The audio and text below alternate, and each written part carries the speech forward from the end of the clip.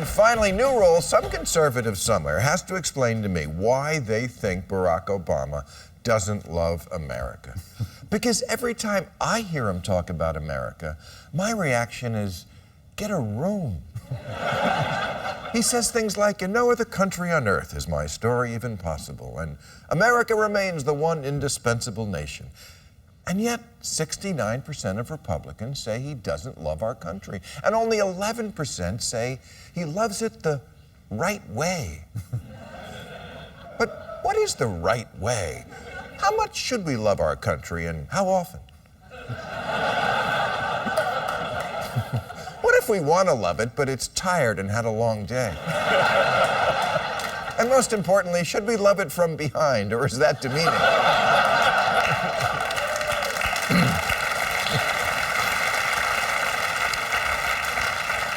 Now, for the last couple of weeks, as the oceans die, the debt balloons, and we skid back into Iraq, Republicans have been obsessed with a much bigger issue. Does the president love us? It started with America's mayor, Rudy Giuliani, who implied...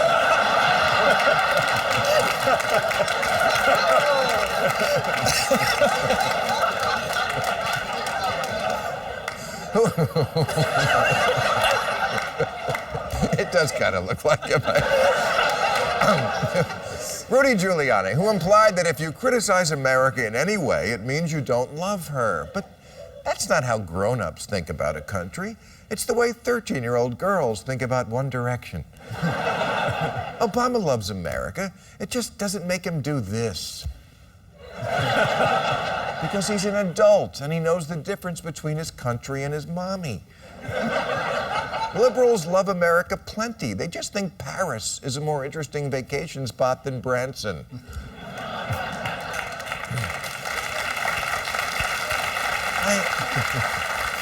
I have no problem listing what I love about my country.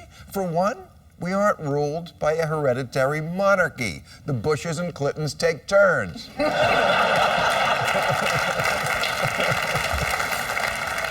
Two, we come to the aid of people in need. I mean, you know, on a case-by-case basis. Sorry, Rwanda, we'll get you next time. And three, 2 words, freedom.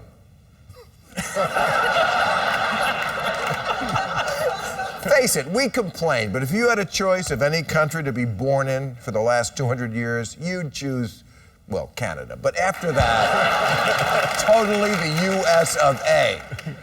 Which is not to say we're perfect. There's a lot to love about it and a lot not to, like our legacy of genocide, slavery, and racism, our income inequality, militarism, environmental damage, and the worst mass incarceration on Earth.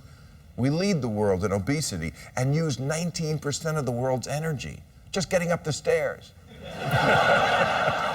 And don't get me started on the guys who paint your house number on the curb without asking first. I mean... But there I go, loving my country in the wrong way with my head instead of my heart, which is how conservatives do it. They love America like those parents who think their kid can never do wrong. When a note comes home from school reporting bad behavior, they go in and yell at the teacher. Or, in the case of the school board in Oklahoma, yell at the people who wrote the American history textbook. Yes, the conservatives in Oklahoma these days are waging a battle to get rid of the current textbook because they say it focuses too much on negative aspects in America's past. Like it mentions Japanese internment camps. Why bring that up? It's just going to make things awkward down at the sushi place. You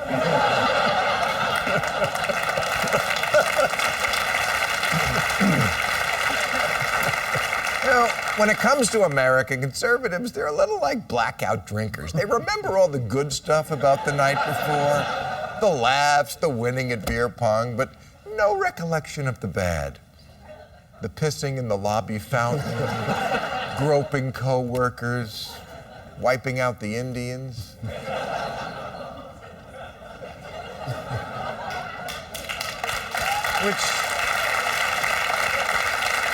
Which is a shame, because you can't turn the page on America's bad stuff if you won't print the page to begin with.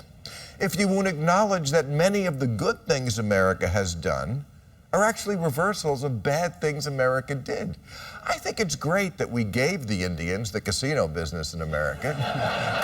And I'm proud of the Emancipation Proclamation. I'm proud of women's suffrage, of the Civil Rights Act, of legal gay marriage in 37 states and counting.